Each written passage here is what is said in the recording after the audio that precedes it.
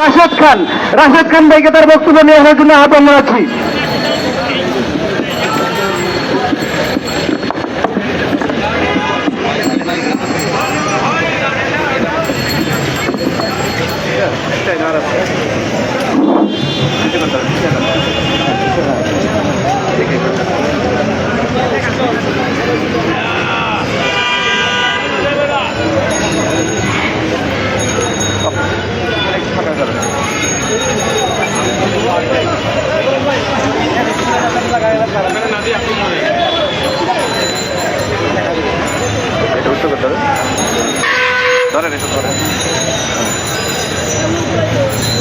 সংগ্রামী সাথী বন্ধুগণ, আজকে পহেলা মে দিবসে বাংলাদেশ শ্রমিক অধিকার পরিষদ আজকের এই সমাবেশের আয়োজন করেছে। আমাদের মাঝে আছেন গণ অধিকার পরিষদের সংগ্রামী সভাপতি ডাকসুর সাবেক ভিপি জননেতা নুরুল হক নূর, শ্রমিক অধিকার পরিষদের সম্মানিত সভাপতি আব্দুর রহমান। আজকের এই সমাবেশের পরিচালনা করছেন শ্রমিক নেতা এবং শ্রমিক অধিকার পরিষদের সংগ্রামী সাধারণ সম্পাদক শৈলেন্দ্রনাথ সম্পাদ সহ আজকে এখানে যে সকল শ্রমিক নেতৃবৃন্দ রয়েছেন সবাইকে পহেলা মে দিবসের শুভেচ্ছা জানাচ্ছি। সংগ্রামী ভাই এবং বোনেরা, আজকে মে দিবস আমরা দেখতে পাচ্ছি যে এই পল্টন এরিয়াতে হাজারো শ্রমিক এবং শত শত শ্রমিক সংগঠন রাজপথে নেমেছে।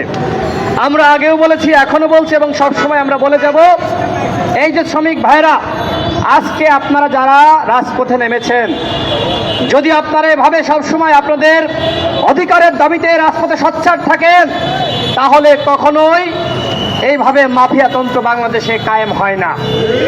যেভাবে শ্রমিকদেরকে হত্যা করা হচ্ছে, নির্যাতন করা হচ্ছে, শ্রমিক হত্যার বিচার আজকের বাংলাদেশে হয় না।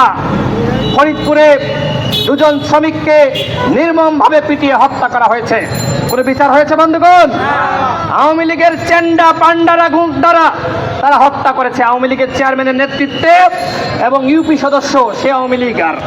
এই আওয়ামী লীগাররা মিলে আজকে শ্রমিকদেরকে নির্যাতন করছে, নিপীড়ন করছে, তাদেরকে এখনো পর্যন্ত গ্রেপ্তার করা হয়নি। প্রশাসন কি বলেছে?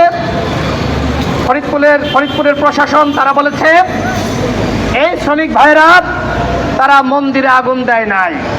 স্পষ্টভাবে তারা বলেছে আমাদের কাছে এমন কোনো তথ্য নাই বা ওই এলাকার মানুষ তারা তথ্য প্রমাণ দিতে পারে নাই যে শ্রমিকরা ওই মন্দিরে আগুন দিয়েছে।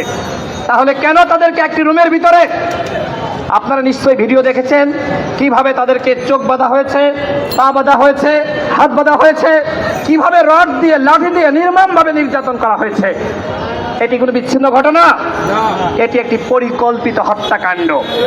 কিন্তু ওই আওয়ামী লীগের চেয়ারম্যান, যিনি আওয়ামী লীগের প্রেসিডিয়াম সদস্য এবং মন্ত্রী, এই দামি সরকারের মন্ত্রী আব্দুর রহমান, তার ডান হাত হিসেবে সবার কাছে পরিচিত।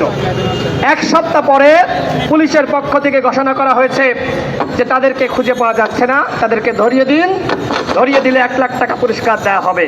তার মানে কি? তার মানে তাদেরকে ওই দাদাবাবুদের দেশে ভারতে পালিয়ে যাওয়ার সুযোগ দেওয়া হয়েছে।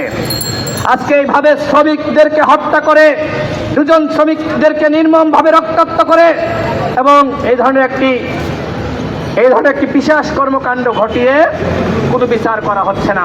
আমাদের সরকারের পক্ষ থেকে কোনো বক্তব্য নাই, প্রধানমন্ত্রী কিছু বলেন নাই। কিভাবে বলবে?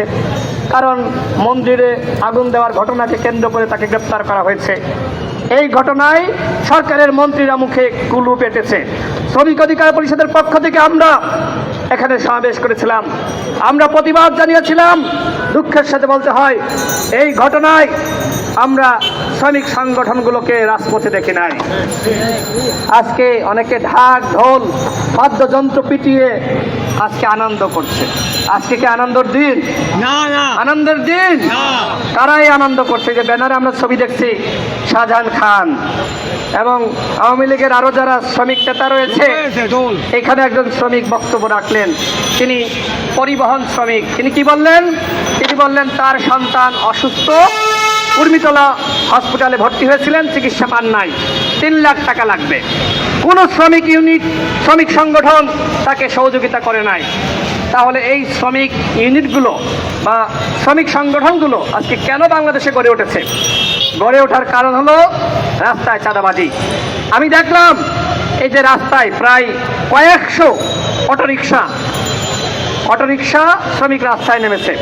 তাদের অটোরিকশায় যে ব্যানার ফেস্টুন, সেখানে লেখা যে শ্রমিক হত্যা বন্ধ করো, চাঁদাবাজি বন্ধ করো।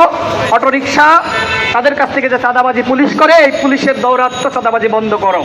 এখানে আরেকজন শ্রমিক বক্তব্য রাখলেন, আমাদের মন্টু ভাই, তিনি রিক্সা চালান। তিনি বললেন, আমরা যখন রিক্সা নিয়ে রাস্তায় যাই, আমাদের পাম্প ছেড়ে দেওয়া হয়, আমাদের রিক্সা কেড়ে নেওয়া হয়। আমি নিজে দেখেছি। গত পরশুদিন আমি মিরপুরে এমআর খান মেডিকেলে আমার ছেলে সন্তানকে নিয়ে চিকিৎসার উদ্দেশ্যে রওনা দিয়েছিলাম। আমার সামনে আমি রিক্সা থেকে নামলাম, পাশে আরেকটি রিক্সা নামলো, সেখানে একজন প্যাসেঞ্জার। ওই রিক্সা চালকের রিক্সা তালা মেরে দেওয়া হলো এবং যে যাত্রী ছিল তাকে একজন ট্রাফিক পুলিশ গালি দিল আমার সামনে। আমি নামার সাথে সাথে এই ঘটনা। তো রিক্সা যখন তালা দিল, আমি তখন ওই সার্জেন্টের কাছে গেলাম। আমি বললাম, ভাই, রিক্সাটা এইভাবে কেন তালা দিলেন? তার কি অপরাধ? আমি তো দেখলাম যে তিনি মাত্র এখানে আসলেন। তিনি আমাকে বলেন যে আপনি এই বিষয়ে কথা বললেন না। আমি বললাম, কেন বলবো না ভাই? একজন রিক্সা চালক, আপনি কি তার রিক্সা এইভাবে তালা মেরে রাখতে পারেন? আজকে দেখেন বাংলাদেশে প্রতিবাদ নাই। ওইখানে অসংখ্য মানুষ আমি দেখলাম, কেউ প্রতিবাদ করলো না। আমাকে বরং বলে যে ভাই, পুলিশের সাথে কথা বলে লাভ নাই, ওরা মানুষ ভালো না। দেখেন আজকে পুলিশের প্রতি মানুষের যে আতঙ্ক, যে ভয়, অথচ এই পুলিশের বেতন কাদের টাকায় হয় বন্ধুগণ? এই পুলিশের বেতন হয় এইখানে যে রিক্সা চালক ভাইরা আছে, যারা লুঙ্গি পরা, যাদের এই যে ছেঁড়া শার্ট, সেরা গেঞ্জি এবং